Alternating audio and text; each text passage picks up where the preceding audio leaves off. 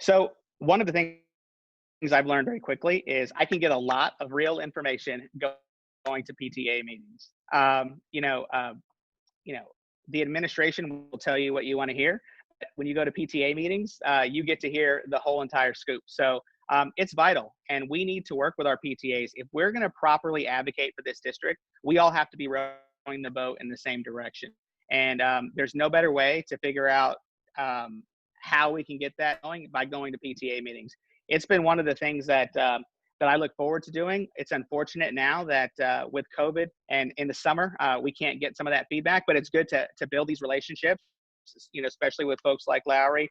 I've been to almost, I would say, half of the school's PTA meetings in my district.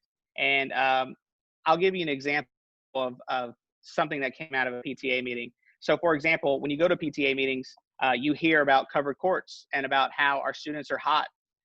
And that's one of the things that that we fought for. And now, we have a plan to make sure that we have covered courts at all of our elementary schools. So our elementary school students have the opportunity to go outside and play, do physical education. And it gives our PE teachers a little bit of reprieve from the sun. So those are the types of things you hear at PTA meetings. You hear about the fact that Alonzo needs an IB program. These are the things that come up in PTA meetings. And as your school board member, it's my job to hear your concerns and then go up to, either to Tallahassee or to do my job in the school district and make those things happen.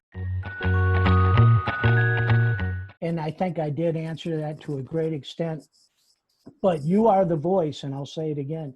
You're the voice for your community. But many PTAs and communities are not able to influence their individual board member, more or less the rest of the board members.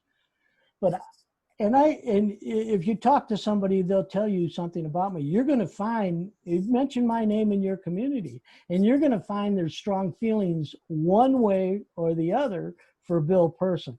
They either like me and support me and like the fact that I'm willing to speak truth to power, or they don't like me at all because I step on toes if I don't think things are being done correct.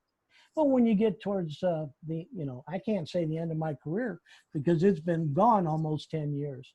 But as I get on in years, I reflect back on what I experienced in my 43 years with the school district, and I see things differently, and I think we can do things differently and be more successful. But the key is the school community and the child and the individual parent. But if we do very little as a school board and our superintendent does very little as a district leader, your affluent communities are always going to do well. In fact, many of those parents never enter the public school district. They're in private school and they don't need us. I'm concerned about the kids that need the assistance, and especially, and I didn't mention this, with this coronavirus, and I'm almost 70, we are witnessing something that has never been witnessed in our school district. Our school district right now basically is in a coma. We're on life support, and we got to bring the patient back.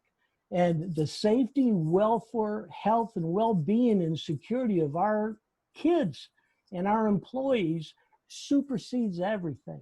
And as you're watching the news right now, the superintendent just backed off on having live graduations at the fairgrounds for thousands and thousands of seniors that just graduated and their parents because of the health risk. So we have to address that first before everything I shared with you.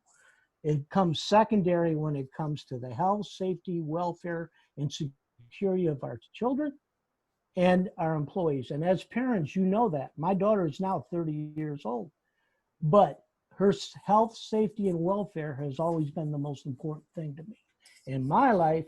And I know for your children, it's the most important thing in your life. Once we take care of that, once we address that need, once we mitigate that threat, then we can focus on instructional delivery and student performance and whether the air conditioner is going to work this year, or how many kids are walking versus how many kids are getting a bus ride. All those are secondary issues when it comes to a threat of life and safety of our kids. So please, everything I just said to you takes second fiddle to that's the issue of the pandemic and opening these schools in such a way that we don't lose a single kid or a single employee due to this virus. And that's one heck of a challenge this young new superintendent is facing. And I don't admire him. I never wanted to be a superintendent, but I do want to be a school board member. Well, I will say, as a mother of two, I have put many tons of volunteer hours into my children, and not just to help my children, but other children. I mean, I've been the chess mom. This past year, I was the wrestling mom, you know, organizing events. So for me, it's not just being present and attending your meetings.